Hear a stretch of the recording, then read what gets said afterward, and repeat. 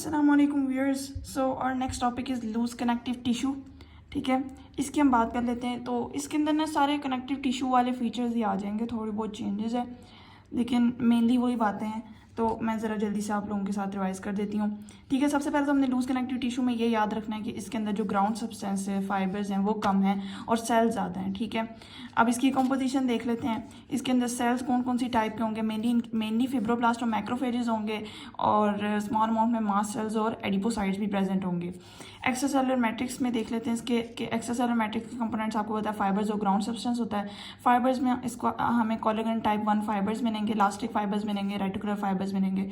Ground substance इसका जो होता है मेनली जब हम लोग स्टेनिंग टेक्निक्स में हम लोग कुछ सब्सटेंसेस यूज़ करते हैं सच एज एल्कोहल और ज़ाइलोल, तो वो डिज़ोल्व हो जाता है। वो डिज़ोल्व होकर जब हम लोग इसके ग्राउंड सब्सटेंस को देखते हैं तो एक मतलब खाली vacuum type spaces, circular oval सी नज़र आती है हमें। उन स्पेसेस को हम कहते हैं एरुलाई।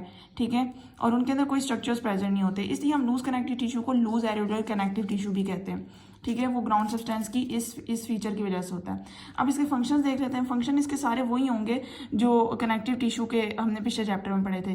कनेक्टिव टिश्यू हमारे पास क्या कर रहा होता है? पैकिंग कर रहा होता है, एक एंकरिंग मीडियम के तौर पे काम कर रहा होता है। मुख्तलिफ जो कंपोनेंट्स होते हैं उनकी एम्बेडमेंट में ये रोल प्ले कर रहा होता है, सच एज ब्लड वेसल्स और नर्व्स को जो है ऑर्गन्स के अंदर कनेक्टिव टिश्यू प्रेजेंट होता है, तो उसको एपिथेलियल टिश्यू के अंदर ये इन सब स्ट्रक्चर्स को एम्बेडिंग का रोल प्ले कर रहा होता है इन सब स्ट्रक्चर्स के लिए। ठीक है, इसके अलावा टिश्यूज़ और ऑर्गन्स को आपस में बाइंड करता है। ठीक है, उनकी फ्लेक्सिबिलिटी और मोबिलिटी मेंटेन करता है।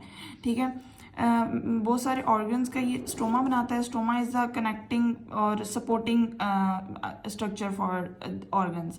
ठीक है, ये करता है। इसके अलावा हम इसके एग्जाम्पल्स देख लेते हैं कि लूज एरुलर कनेक्टिव टिश्यू कहाँ कहाँ पर प्रेजेंट होगा।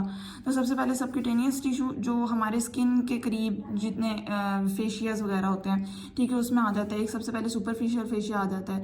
ठीक है, उसके बाद फिर हमारे डीप डाउन जो ऑर्गन्स के ऊपर डीप फेशिया, ठीक है, वो आ जाएगा। इसके अलावा हमारी mesentery is actually a structure that connects intestine to the abdominal wall. ठीक है, इंटेस्टाइन को किसी चीज़ का सपोर्ट चाहिए होता है तो उसको एब्डोमिनल वॉल से कनेक्ट किया होता है। ठीक है, तो वो मेजेंट्री कनेक्ट करते हैं। और उसके बाद थर्ड ये ओमेंटम में प्रेजेंट होंगे।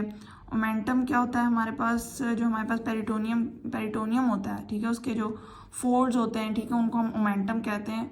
सो that is basically not our debate, ये सेकेंड ईयर में डिटेल्ड पढ़ेंगे। ठीक है, so this was all about loose connective tissue. Thank you.